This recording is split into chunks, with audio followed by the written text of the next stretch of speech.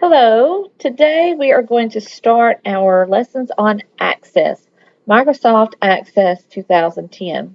To get started, let's pin it to our taskbar so that we can more easily launch it in the future.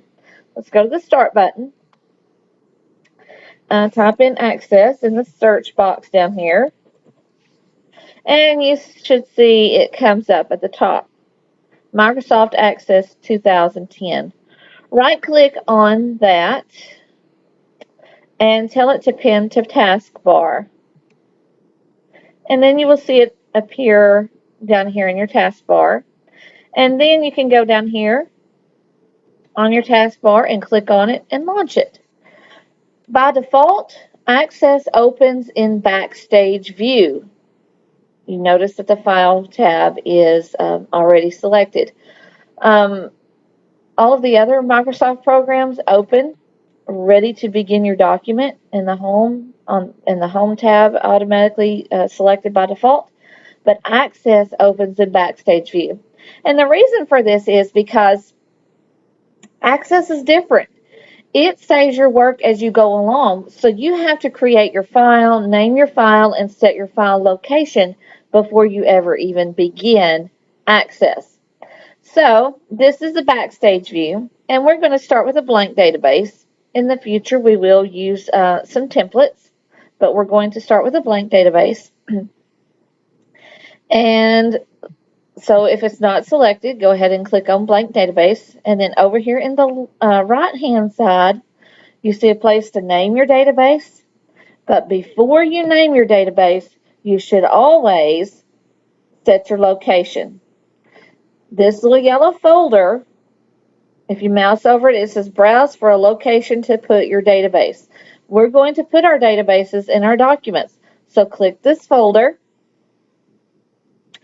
Go to Documents under your libraries. If you don't see your libraries, if they're collapsed where you don't see them, click on Libraries and then click on Documents.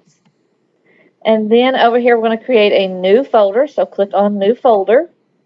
And we're going to name this Access 2010 and your name.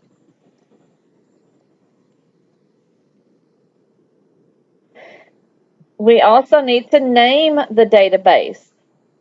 So we're going to name this database. We're going to call it Recipes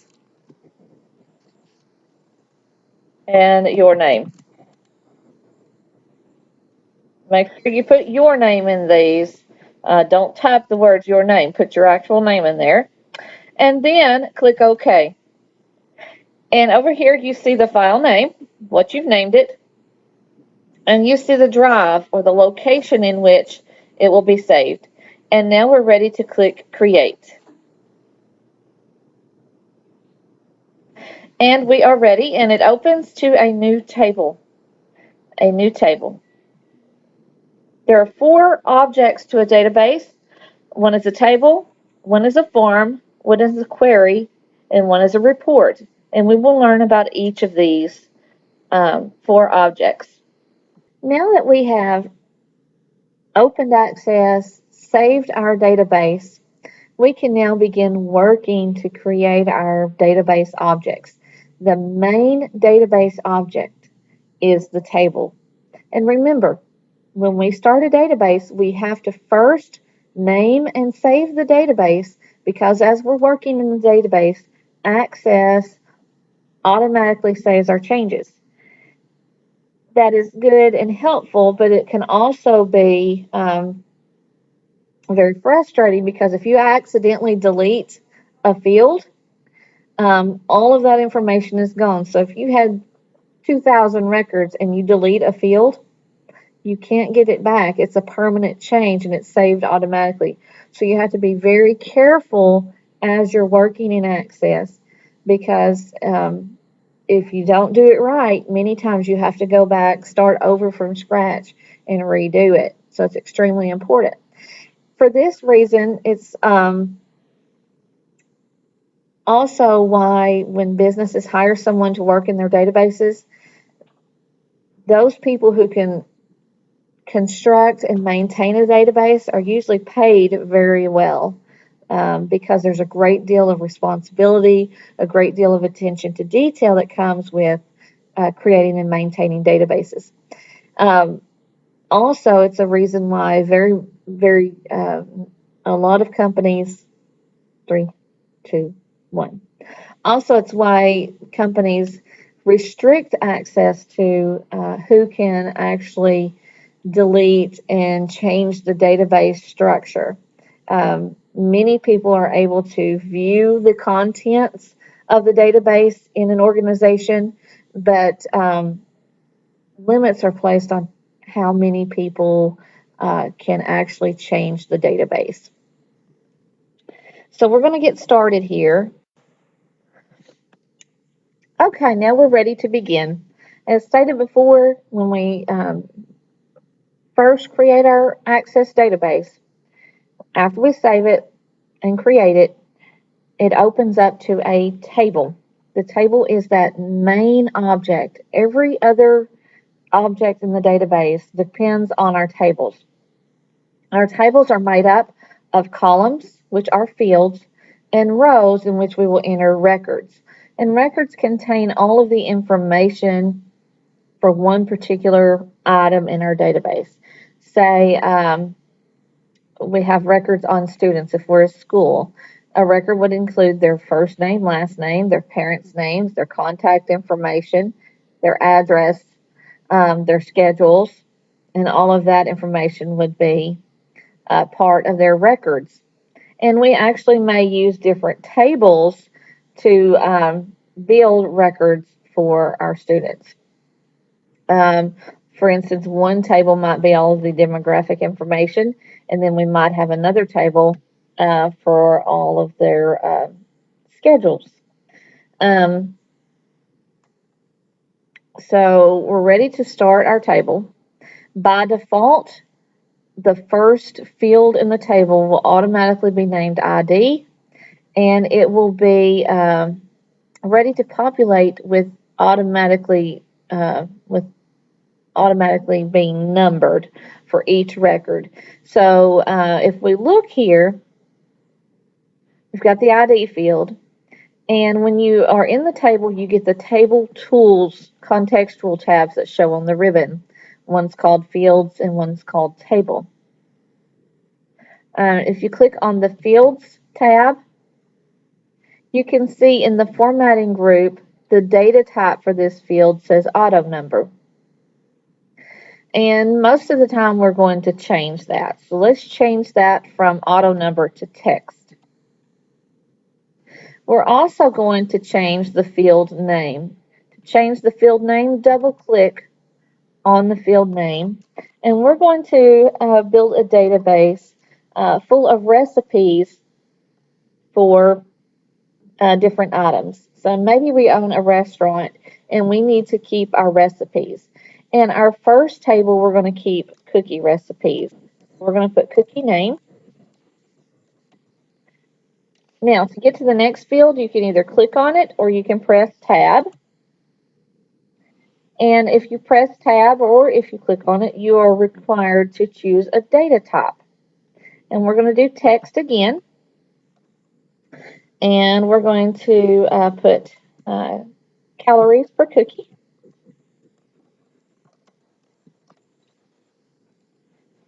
Press Tab to go to the next field. We're going to put another text field in. And this time we're going to do cost per cookie.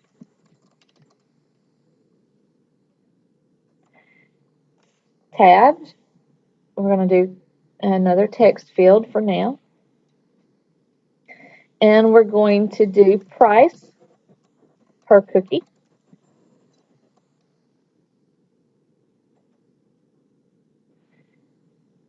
And let's do another text field for serving size.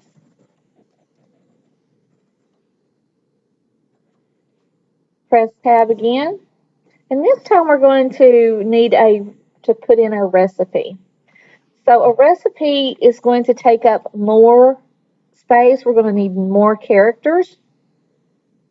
And so we're going to use a memo data type. And this will be called recipe. And now we're ready to enter our records. These are our fields. We've set data types for them, and now we're ready to enter records.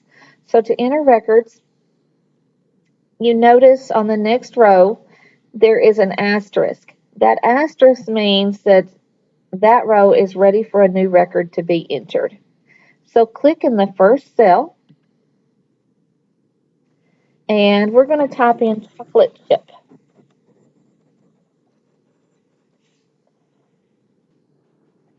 You can press Tab or Enter to move to the next cell. I'm going to press Tab, and then I'm going to type in how many calories, 180 calories. Cost per cookie, I'm going to put in 0.25. Price per cookie, 0.5. Serving size, 2 cookies. Recipe, this is where we have our memo so we can type in a lot more data. Let's type in our recipe. 2 1/4 cup flour, 3/4 cup brown sugar, 3/4 cup sugar, 2 sticks butter,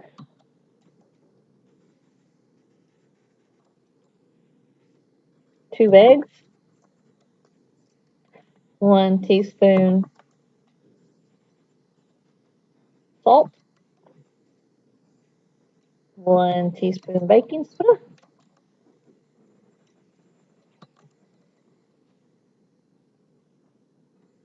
and 1 teaspoon of vanilla. I think that is the proper recipe for a batch of cookies. And then, of course, you would proceed to type in all of your directions about how to heat your oven, what temperature to bake them at, and how long to bake them, and how to mix them up properly. But we're not going to key in that much information.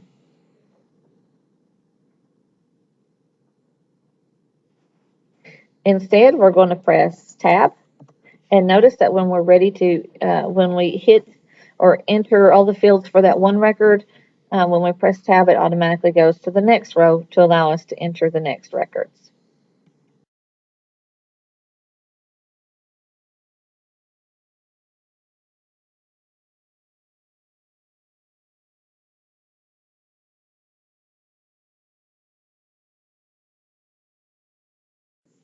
Now, as you look at our table, you see that some of the field names are hidden, some of the information's hidden, and it's making it hard to see.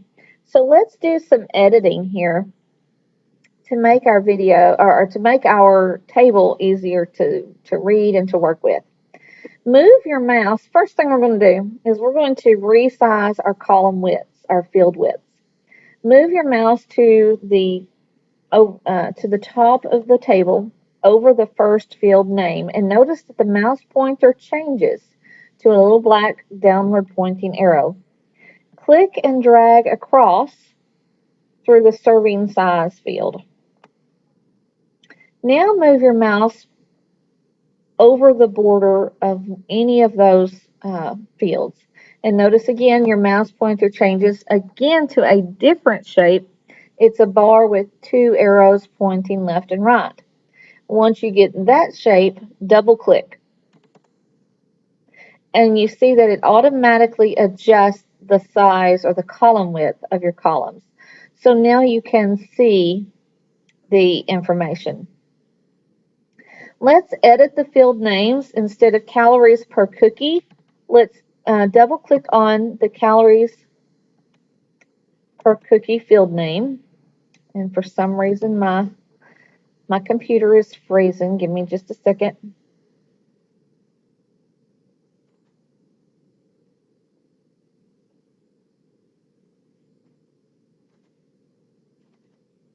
There we go. Double click on calories per cookie, and let's change cookie to serving.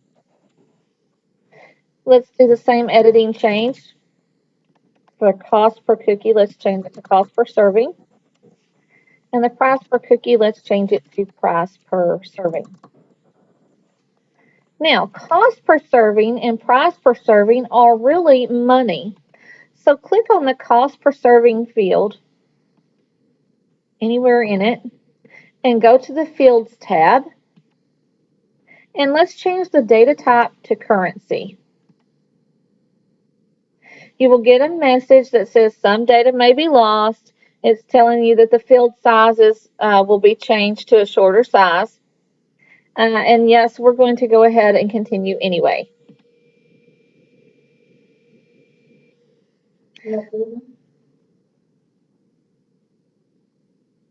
Let's do the same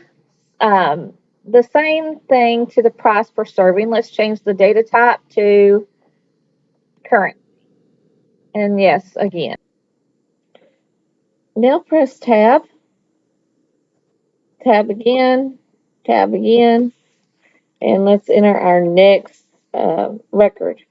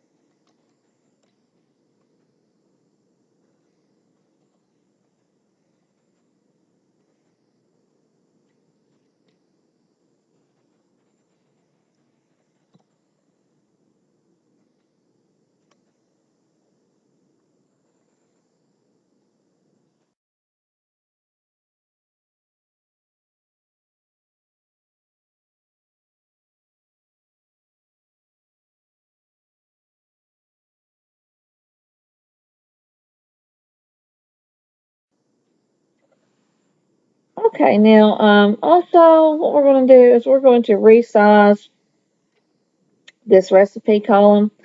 The earlier we selected all of these and double clicked on the border to auto fit. We're not going to auto fit the recipe column. Instead, we're going to click the border, move your mouse over the right hand border of the recipe column, and you have to move it over the border of the field name, and then click and drag. We're going to click and drag it over to about here. Okay. And then we're going to click down here. We're not going to key in complete recipes just for time's sake. Tab again. Let's put our next cookie in.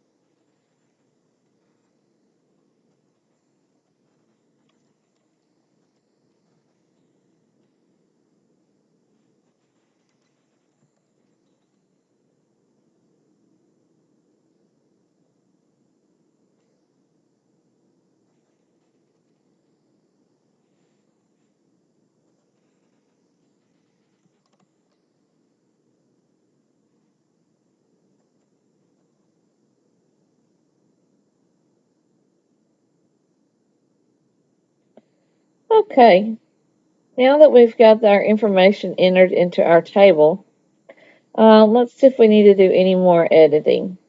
One thing that we need to do is see that we probably need to adjust this column width again.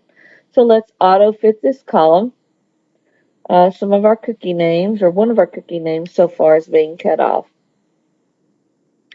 So move up here over the right hand border of this first field name, and when your mouse changes or your cursor changes to that bar with the double arrows, just double click.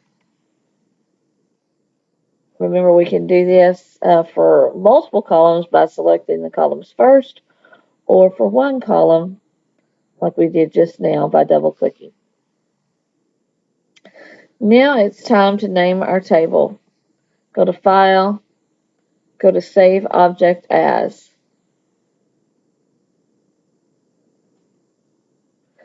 And I've actually saved mine before, but you haven't.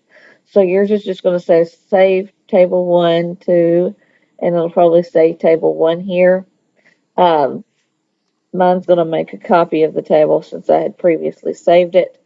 We're going to name this as Cookies. And in this class, every time you name an object in a database, whether you're creating a table, a form, a query, or a report, you need to put your name in everything you save. So put Cookies and your name. Remember, I'll put your name, not the words your name, put your actual name, and then click OK.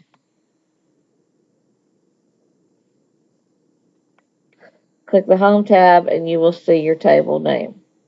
Now me, I've got an extra one, so I'm going to click the table, the first table. You don't need to do that.